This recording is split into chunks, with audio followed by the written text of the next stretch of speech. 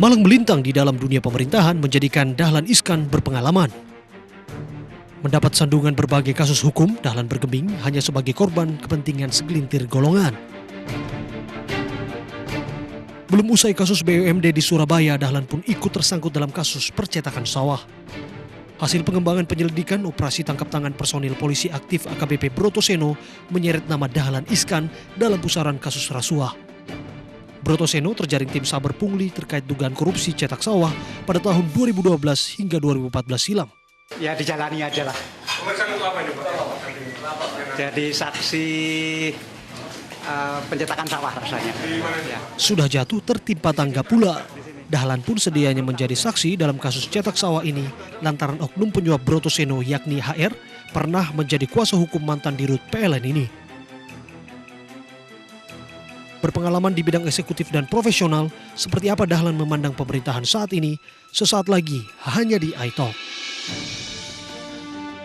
Kita kembali lagi bersama Pak Dahlan. Pak Dahlan, tadi kita cerita mengenai Bapak diomong-omongkan lagi mengenai pencetakan sawah, Sanghyang Sri dan sebagainya. Itu bagaimana Pak? Bapak bisa cerita sedikit? Ya waktu itu kita semua tahu, masyarakat juga terus mempersoalkan bahwa setiap tahun sawah kita ini berkurang. Ya. Ada yang untuk real estate, ada yang untuk industri.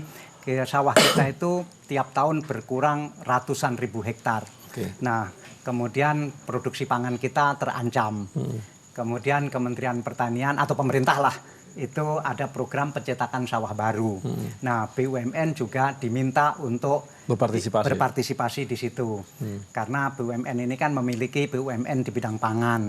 Karena itu kami juga membantu bagaimana cara mencetak sawah baru supaya sawah-sawah yang hilang itu tergantikan. Tentu kami menerima usulan dari bawah di mana saja lokasi yang baik untuk itu. Ada pilihan Kalimantan Timur, ada pilihan Sanggau. Tetapi terakhir saya menyetujui pilihan Ketapang Kalimantan Barat. Jadi itu bukan usulan saya. Saya hanya menyetujui karena memang menurut usulan ini yang terbaik. Nah, kemudian saya minta supaya yang mengerjakan ini semua BUMN. Agar tidak ada sangkaan bahwa kita ini memperkaya orang lain dalam pengertian swasta mana begitu. Karena itu pelaksananya kita tunjuk Sanghyang Sri karena memang itu BUMN di bidang pangan. Tetapi yang mengerjakan sawahnya, membuat paritnya semua BUMN agar ini berlangsung apa yang disebut sinergi BUMN. Karena kekuatan BUMN ini kalau disatukan luar biasa hebatnya. Dan tentu mencetak sawah baru itu tidak mudah. Menurut hasil penelitian itu tahun keempat baru akan bisa menghasilkan yang cukup baik. Nah, tetapi pada tahun kedua ini proyek ini sudah dihentikan karena saya memang hanya sempat 2 tahun. Nah, sehingga kalau sawah ini kemudian tidak menghasilkan seperti yang diharapkan ya, karena proyek ini dihentikan.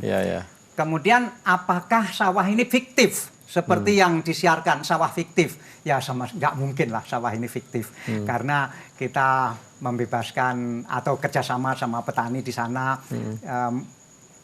cut and fill atau mengolah tanahnya itu saja sudah sampai ribuan hektar. Masa itu dibilang fiktif? Jadi ketika ada media yang menulis ini proyek sawah fiktif, itu saya agak tersiksa sebetulnya, tapi ya sudahlah. Kemudian bahwa tahun pertama tidak begitu berhasil, ya namanya sawah baru.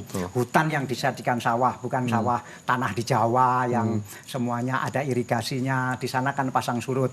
Nah, tapi harapan saya sebetulnya waktu itu, tahun pertama memang kurang berhasil, tetapi kita bisa belajar banyak sekali. Bagaimana sistem pengairan pasang surut, bagaimana harus menaikkan pH tanah, bagaimana harus mengatur lalu lintas air, bagaimana benih yang cocok. Sebetulnya banyak sekali pelajari yang bisa dipelajari di situ untuk kemudian nanti diperbaiki di tahun kedua. Mungkin tahun kedua pun masih akan banyak kesalahan, diperbaiki lagi tahun ketiga dan seterusnya begitu. Tetapi ya masa jabatan saya berakhir, habis, dan saya tidak bisa memantau lagi. harus mengambil lagi tanggung jawab itu.